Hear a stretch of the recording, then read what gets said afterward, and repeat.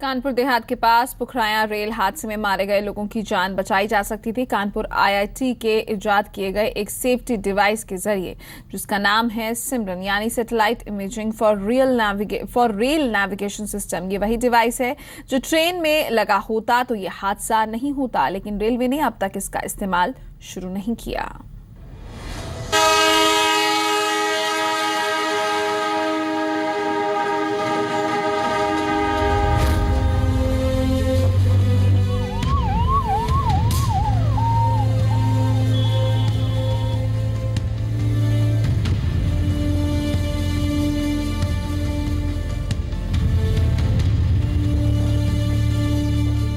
पुराने हादसों का जिक्र आज इसलिए क्योंकि इस देश में रेल हादसे सालों से इसी तरह हो रहे हैं। भारतीय रेल एशिया का सबसे बड़ा नेटवर्क है।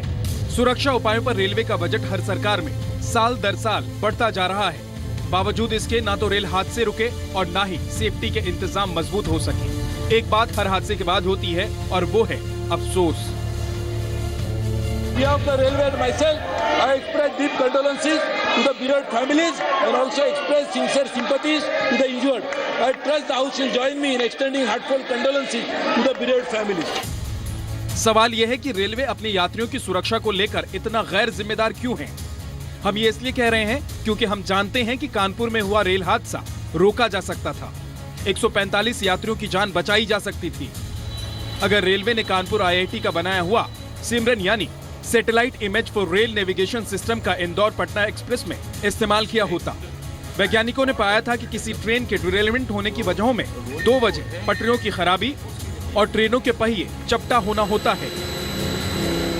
अगर व्हील में खराबी हो जाती है या किसी तरह का फ्लैट डेवलप हो जाता है तो ये लोड डबल हो जाता है और ट्रैक के ऊपर व्हील का जो इम्पैक्ट पड़ता है it is like a hammer of between 12 to 15 tons और इस इम्पैक्ट लोड की वजह से व्हील में और ट्रैक में दोनों में फ्रैक्चर होना बिल्कुल नॉर्मल बात है। किस ट्रेन का कौन सा पहिया चपटा हो गया है और ट्रेन के डिलेरमेंट का कारण बन सकता है, इसका पता लगाने की डिवाइस सिमरन रेलवे सेफ्टी मिशन के तहत बनाई गई है।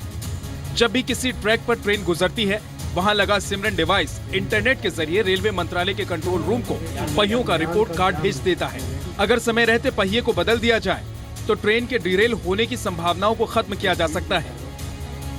इसको पटरी पर लगाने के बाद में सिग्नल्स एक कंप्यूटर में ले सकते हैं और टेलीफोन लाइन के माध्यम से स्टेशन मास्टर के कमरे पर या इवन रेल मंत्रालय में आप इसको ट्रांसफर कर सकते हैं, जहां ये पता लग सकता है कि तुरंत उसके बारे में जानकारी मिल सकती है। रिपोर्ट वहाँ पे आपको प्राप्त हो जाएगी कि किसी ट्रेन में पहिए में क्या गड़बड़ी है।